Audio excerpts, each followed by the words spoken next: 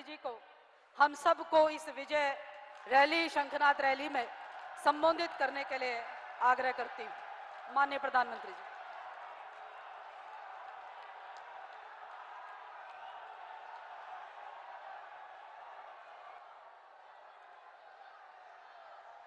मां नंदा देवी की जय। जय बाबा गोलजियो। जय श्री राजराजेश्वरी।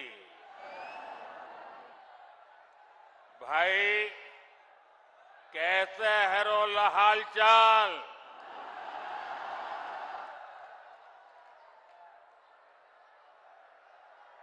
देवभूमि उत्तराखंड में ये मेरी पहली चुनावी सभा है।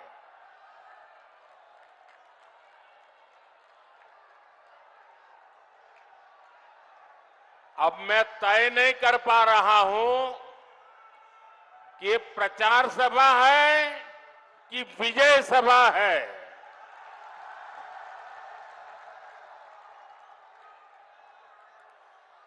ये जो सज्जन बहुत बढ़िया चित्र बना के लाए हैं, मेरी माता जी का भी चित्र लाए हैं, मैं आपका बहुत आभारी हूं। लेकिन आप ये ऊंचा करते तो पीछे वाले देख नहीं पाते हैं। क्या आप इसको नीचे रख देंगे? इसको नीचे रख देंगे आप? आपने मेरी बात मान ली, इसलिए मैं आपका हृदय से आभार व्यक्त करता हूं। मैं सबसे पहले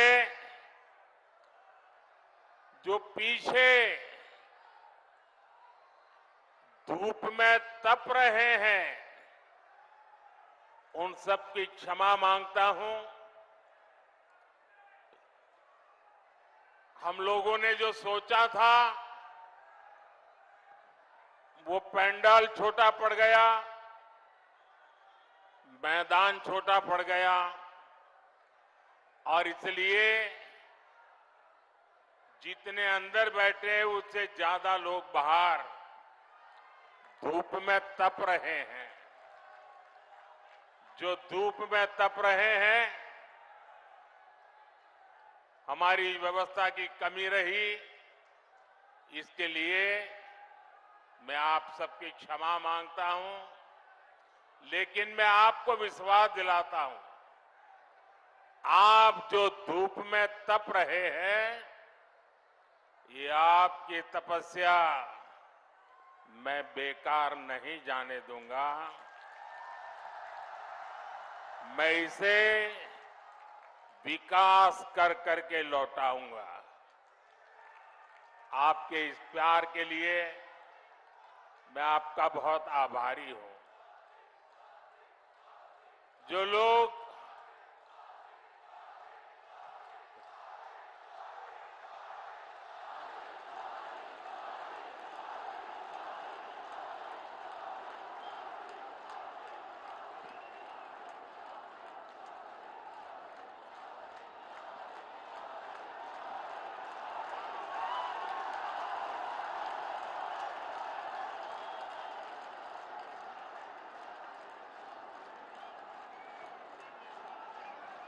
देवभूमि का ये आशीर्वाद,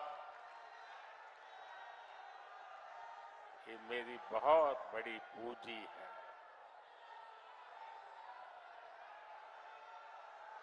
देवभूमि के हर गांव से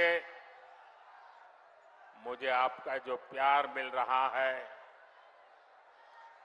आपके आशीर्वाद मिल रहे हैं, मैं इसके लिए आपका हृदय से बहुत बहुत आभारी हूं। भाइयों बहनों, और ये चुनावी सभा भी ऐसे क्षेत्र में हो रही है जिसे मिनी इंडिया कहा जाता है। और एक प्रकार से ये देवभूमि के भी आशीर्वाद है और मिनी इंडिया के भी आशीर्वाद है। मैं जब भी उत्तराखंड की पवित्र धरती पर आता हूं, खुद को बहुत धन्य महसूस करता हूं और इसीलिए ही मेरे दिल की गहराई से एक बात निकली थी और मैंने एक बार यहां कहा भी था, देवभूमि के ध्यान से ही, देवभूमि के ध्यान से ही मैं सदा धन्य हो जाता हूं। हाय भाग्य मेरा, हाय भाग्य मेरा, सौभाग्य मेरा, मैं तुमको शीश नवाता हूं। साथियों, देवभूमि उत्तराखंड के प्रति भाजपा का जो प्रेम है, जो अपनत्व है, वो जग जाहिर है। हमें उत्तराखंड को विकसित बनाना है, सबसे आगे लेकर जाना है और इसके लिए केंद्र की भाजपा सरकार कोई कोर कसर बाकी नहीं छोड़ रही है। बीते 10 वर्षों में जितना विकास उत्तराखंड का हुआ है, उतना आजादी के बाद के 60-65 साल में भी नहीं हुआ है। आज उत्तराखंड हर प्रकार की आधुनिक कनेक्टिविटी से जुड़ रहा है। उत्तराखंड में भाजपा ने गरीबों को 85,000 पक्के घर बनाकर दिए हैं। उत्तराखंड में भाजपा ने 12 लाख घरों तक पानी का कनेक्शन पहुंचाया है। यहां भाजपा सरकार ने 5.5 लाख से ज्यादा शौचालयों का निर्माण कराया है। यहां की 5 लाख से ज्यादा महिलाओं को उज्ज्वला गैस मुफ्त गैस कनेक्शन दिया गया है। यहां करीब 3 लाख लोगों को स्वामित्व योजना के तहत उनकी प्रॉपर्टी के कार्ड दिए गए हैं। उत्तराखंड के 35 लाख लोगों के पास पहले बैंक में खाते तक नहीं थे। भाजपा सरकार ने 35 लाख लोगों के बैंक खाते खुलवाए हैं, उन्होंने बैंकों से जोड़ा। भाजपा सरकार ने उत्तराखंड के छोटे किसानों के बैंक खातों में 2,200 करोड़ रुपए से ज्यादा सीधे भेजे हैं। भाइयों बहनों, ये सूची बहुत लंबी है, लेकिन मैं इसमें आपका ज्यादा समय नहीं लेता। लेकिन इतने सारे काम कैसे होते हैं? जब नीयत सही होती है, जब नीयत सही होती है तो ऐसे ही काम होते हैं। और इसलिए मैं कहता हूं, नीयत सही तो नतीजे भी सही। साथियों, आप जानते हैं कि मोदी ने भारत को दुनिया की तीसरी बड़ी आर्थिक ताकत बनाने की गारंटी दी है। तीसरी बड़ी आर्थिक ताकत का मतलब है लोगों की कमाई बढ़ेगी, लोगों को नौकरी के अवसर बढ़ेंगे, गांव हो शहर हो सुविधा बढ़ेगी और इसका बहुत बड़ा लाभ ये देवभूमि मेरे उत्तराखंड को भी होगा। और आप जानते हैं मोदी की गारंटी यानी गारंटी पूरा होने की गारंटी।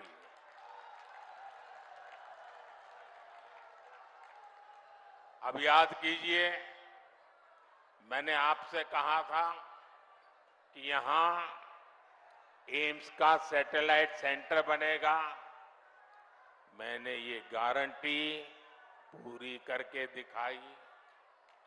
बाबा केदार के आशीर्वाद से मेरे मुंह से निकला था, ये दशक उत्तराखंड का दशक होने वाला है। कमल निशान पर पड़ा आपका हर वोट इसी संकल्प को और सशक्त करेगा। साथियों, मोदी की गारंटी ने उत्तराखंड के घर घर में सुविधा पहुंचाई है, लोगों का स्वाभिमान बढ़ाया है। अब तीसरे टर्म में आपका ये बेटा एक और बड़ा काम करने जा रहा है। मेरा लक्ष्य है आपको 24 घंटे बिजली मिले, बिजली का बिल 0 हो,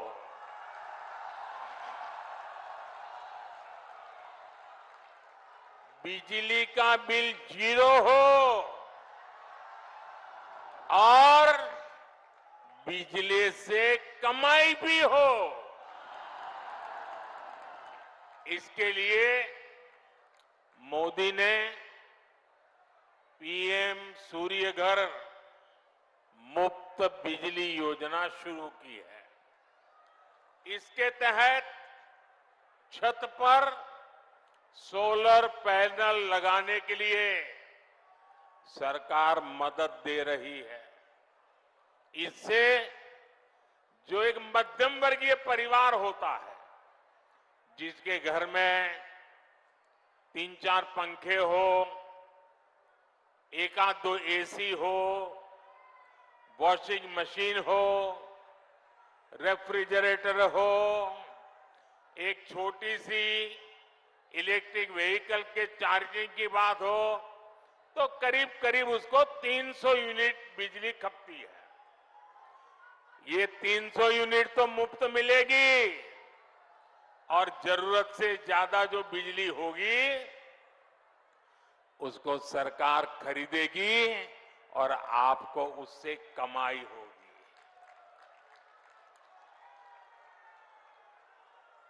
क्या आप इस योजना का लाभ लेंगे? जीरो बिल वाली योजना का लाभ लेंगे? तो उसकी एप्लीकेशन कर दीजिए। उसका एप्लीकेशन का काम चालू है। आपके इस सेवक ने बहनों के लिए नमो ड्रोन दीदी योजना भी बनाई है। इसके तहत महिला स्वयं सहायता समूह को लाखों रुपयों का ड्रोन दिया जा रहा है। और हमारे लिए गर्व की बात है, गांव-गांव हमारी बहनें ड्रोन पायलट बन रही है। इसका भी बड़ा लाभ यहां देवभूमि मेरे उत्तराखंड की बहनों बेटियों को भी होगा। साथियों, आपको लगता होगा इतना सारा काम मोदी कर रहा है, घर घर कुछ न कुछ पहुंच रहा है, तो ये मोदी थकता क्यों नहीं है? ये मोदी रुकता क्यों नहीं है? अरे कोई और होता तो मौज करता। मोदी मौज करने के लिए पैदा नहीं हुआ है, मोदी मेहनत करने के लिए पैदा हुआ है। मोदी आपके लिए मेहनत करने के लिए पैदा हुआ है। और इसलिए मेरे भाइयों बहनों, ये जो 10 साल में हुआ है ना, पहले वालों से बहुत ज्यादा हुआ है, हर कोई मानता है, लेकिन मोदी नहीं मानता है। मोदी तो कहता है ये 10 साल में जो विकास हुआ है ना, वो तो सिर्फ ट्रेलर है, ट्रेलर। अभी तो बहुत कुछ करना है। अभी तो हमें देश को बहुत आगे लेकर जाना है, और तब तक न रुकना है न थकना है। और अभी तो हमें ये हमारे उत्तराखंड को भी बहुत बहुत बहुत आगे लेकर के जाना है। मेरा प्रयास है कि केदार खंड की तरह ही मानस खंड से भी देश और दुनिया और अधिक परिचित हो। पिछले वर्ष मैं आदि कैलाश गया था, तब पूरे देश ने इस क्षेत्र के अद्भुत सामर्थ्य को देखा था। और अभी मुझे अजय जी बता रहे थे कि पहले तो आदि कैलाश को कोई जानता नहीं था। कभी कभार लोग आते थे, संख्या मुश्किल से 5000 होती थी। अब ये आंकड़ा लाखों में पहुंच रहा है। साथियों, खेती हो, पर्यटन हो या फिर इंडस्ट्री, इस क्षेत्र में अभूतपूर्व संभावनाएं बनने जा रही है। मैं उत्तराखंड के नौजवानों से कहूंगा, मेरे हर भाई बहन से मैं कहना चाहूंगा, आपका सपना ही मोदी का संकल्प है। बीते वर्षों में यहां से पलायन रुका है। वो दिन दूर नहीं जब रोजगार के लिए शहर गए साथी वापस लौटेंगे।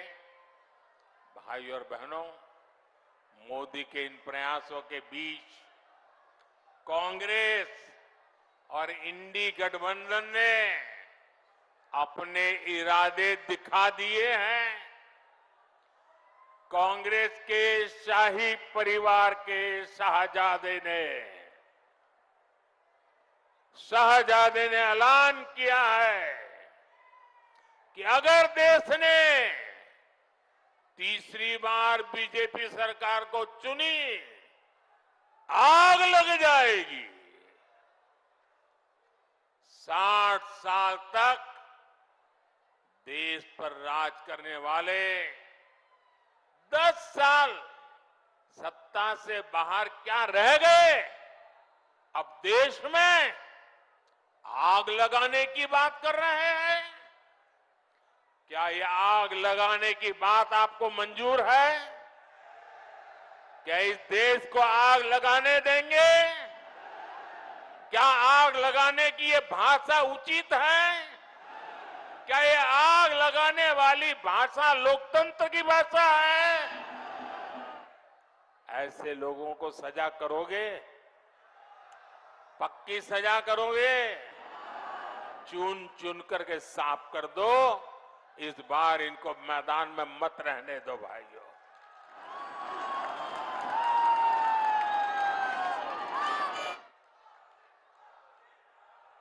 इमरजेंसी की मानसिकता वाली कांग्रेस का भरोसा अब लोकतंत्र पर नहीं बचा है।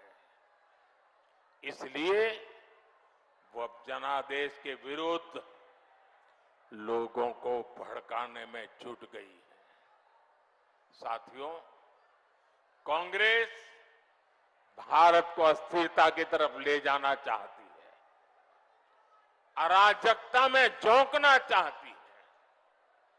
कर्नाटका में कांग्रेस के एक बड़े नेता ने दक्षिण भारत को देश से अलग करने की बात कही, दो टुकड़े करने की बात कही।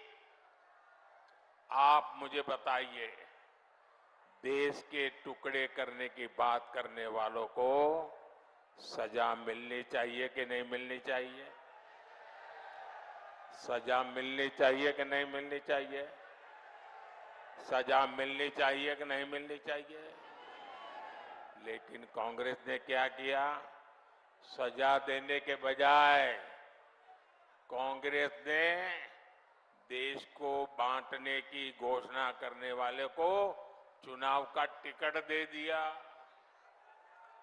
उत्तराखंड के लोग भूल नहीं सकते कि इसी कांग्रेस ने देश के वीर सपूत स्वर्गीय बिपिन रावत जी तक का अपमान किया था।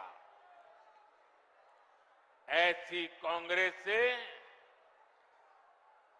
देशभक्ति की भाषा, उनकी देशभक्ति की बातें किसी के गले उतरती नहीं है। साथियों, कांग्रेस तुष्टीकरण के दलदल में ऐसा धंस गई है कि कभी देश हित का सोच ही नहीं सकती। यही कांग्रेस है जो घुसपैठियों को बढ़ावा देती है। लेकिन जब भाजपा सीएए के माध्यम से मां भारती में आस्था रखने वालों को भारत की नागरिकता देती है, तो कांग्रेस को सबसे ज्यादा तकलीफ होती है। इस क्षेत्र के लोग भी जानते हैं कि पाकिस्तान और बांग्लादेश से जो शरणार्थी आए हैं, उनमें से अधिकतर दलित परिवार है, हमारे सिख भाई बहन हैं, हमारे बंगाली भाई बहन हैं। लेकिन कांग्रेस इन लोगों को नागरिकता देने का विरोध कर रही है। कांग्रेस कितना भी घोर विरोध करे, इन लोगों के पास मोदी की गारंटी है।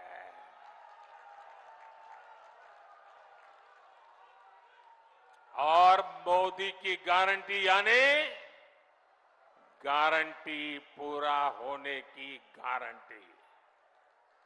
साथियों, इस धरती का संबंध तो गुरु नानक देव जी, गुरु गोविंद सिंह जी और उदासी संत गुरु रामराय जी से है। कांग्रेस ने देश का ऐसा बंटवारा किया कि गुरु नानक जी की उस पवित्र धरती हमसे छीन गई। दशकों तक अपने गुरु को हमें दूरबीन से देखना पड़ा। अब जाकर बीजेपी सरकार ने करतारपुर कॉरिडोर बनाकर लोगों की जिंदगी आसान की है। कांग्रेस कमजोरी न दिखा दी तो हमारी सीमाओं पर नजर डालने की किसी की हिम्मत न होती, इतने बड़े सीमा विवाद न होता। कांग्रेस ने कैसे अपने हाथों से मां भारती के टुकड़े किए, इसका एक और ताजा उदाहरण देश के सामने आया है। ये हमारा उत्तराखंड तो वीर माताओं की भूमि है, जो वीर संतानों को जन्म देती है। यहां के वीर संतान मां भारती की एक एक इंच जमीन के लिए अपनी जान की बाजी लगा देते हैं। लेकिन यही कांग्रेस पार्टी, अभी जो एक बात सामने आई है, तमिलनाडु की बात तो तमिलनाडु की है, लेकिन ये वीरों की भूमि है, मातृभूमि की भक्ति क्या होती है उत्तराखंड को सिखाना नहीं पड़ता। उत्तराखंड के लोगों को भी ये कांग्रेस का गुना जानना जरूरी है। तमिलनाडु के पास समंदर में एक कच्छा द्वीप टापू है, द्वीप है। वो द्वीप भारत का हिस्सा था, लेकिन कांग्रेस ने उसको श्रीलंका को दे दिया। अब इस द्वीप के आसपास भी कोई भारतीय मछुआरे गलती से चला जाता है तो उसे गिरफ्तार किया लिया जाता है, जेल में बंद कर दिया जाता है।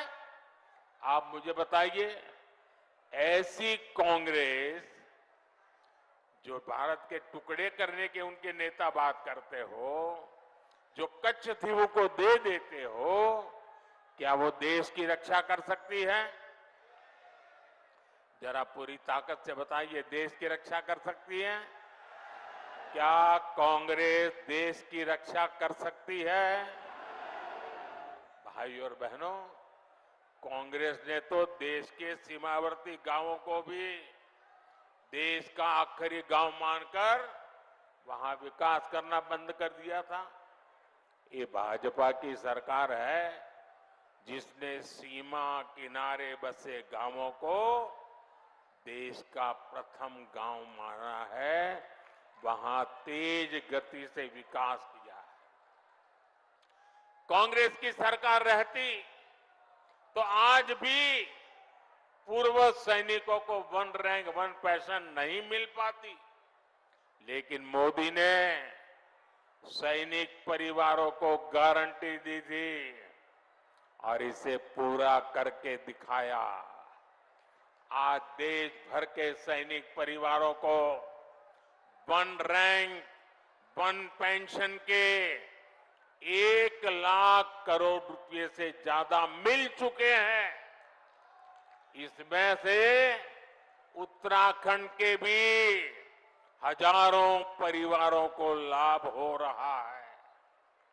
इसलिए ही मैं कहता हूं, नीयत सही तो नतीजे सही। साथियों, 24 के इस चुनाव में अब स्पष्ट रूप से दो खेमे बन गए हैं। एक तरफ हम लोग ईमानदारी और पारदर्शिता जनता जनार्दन के सामने लेकर के आए हैं। दूसरी तरफ भ्रष्टाचारी, परिवारवादी उनका जमावड़ा है। ये भ्रष्टाचारी मोदी को धमकी भी दे रहे हैं, दिन रात गाली भी दे रहे हैं। अब देखिए क्या खेल चल रहा है। हम हैं जो कह रहे हैं भ्रष्टाचार हटाओ, और वो कहते हैं भ्रष्टाचारी बचाओ। आप मुझे बताइए, भ्रष्टाचार हटना चाहिए कि नहीं हटना चाहिए? भ्रष्टाचार हटना चाहिए कि नहीं हटना चाहिए? भ्रष्टाचार से मुक्ति मिलनी चाहिए कि नहीं मिलनी चाहिए? भ्रष्टाचारी जेल जाने चाहिए कि नहीं जाने चाहिए? भ्रष्टाचारियों को सजा होनी चाहिए कि नहीं होनी चाहिए? ये देश की आवाज है और मोदी आपकी हर आवाज को सुनता है। और उसके लिए ताकत भी लगा देता है। लेकिन साथियों, मुझे कितनी गालियां दी जाए, कितने ही आरोप लगाए जाएं, मोदी इनकी गालियों और धमकियों से डरने वाला नहीं है।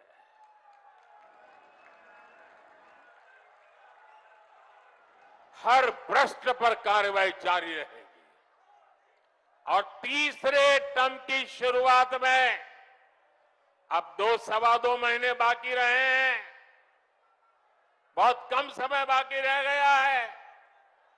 तीसरे टर्म में भ्रष्टाचार पर और तेज प्रहार होगा, ये मैं आपको गारंटी देने आया हूं। भ्रष्टाचार हर गरीब का हक छीनता है, हर मध्यम वर्ग का हक छीनता है, और मैं गरीब का हक, मध्यम वर्ग का हक किसी को भी छीनने नहीं दूंगा। ये मोदी की गारंटी है। साथियों, आने वाले 5 साल अभूतपूर्व काम के और देश हित में बड़े फैसलों के होंगे, लेकिन इसके लिए मेरी आपसे प्रार्थना है, आपको मोदी को और मजबूत करना होगा। करोगे? करोगे? जरा सबके समय हाथ ऊपर करके बताओ, मोदी को मजबूत करोगे? मोदी को नई ताकत दोगे? मोदी को नई ऊर्जा दोगे? उत्तराखंड की सारी सीटों पर भाजपा को ज्यादा से ज्यादा वोटों से विजय दिलाने के लिए मैं आपसे प्रार्थना करने आया हूं। नैनीताल, उधम सिंह नगर से हमारे साथी अजय भट्ट जी चुनाव लड़ रहे हैं। अल्मोड़ा से हमारे साथी अजय टमटा जी चुनाव लड़ रहे हैं। हमारे और 2 साथी अपने अपने क्षेत्र में हैं। हरिद्वार से त्रिवेंद्र सिंह रावत जी, टिहरी गढ़वाल से श्रीमती माला राजलक्ष्मी जी, और गढ़वाल से भाई अनिल बलूनी जी, सभी को, इन 5 मेरे साथियों को जिता करके उत्तराखंड ये कमल दिल्ली पहुंचाए, यही मेरी आपसे प्रार्थना है। और इसलिए आपको याद रखना है, फिर एक बार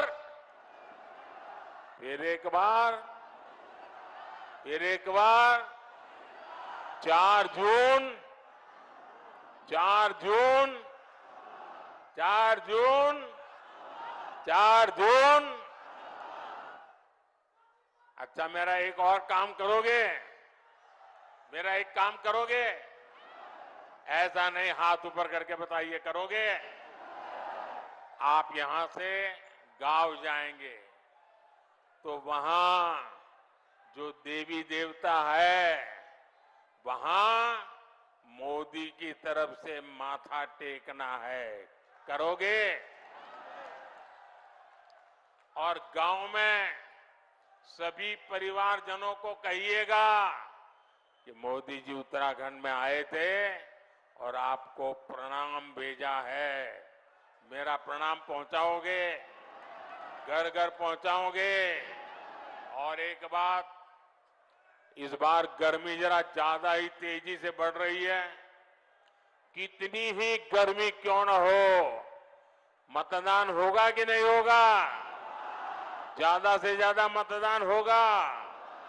सुबह जल्दी जल्दी मतदान होगा, जलपान से पहले मतदान होगा।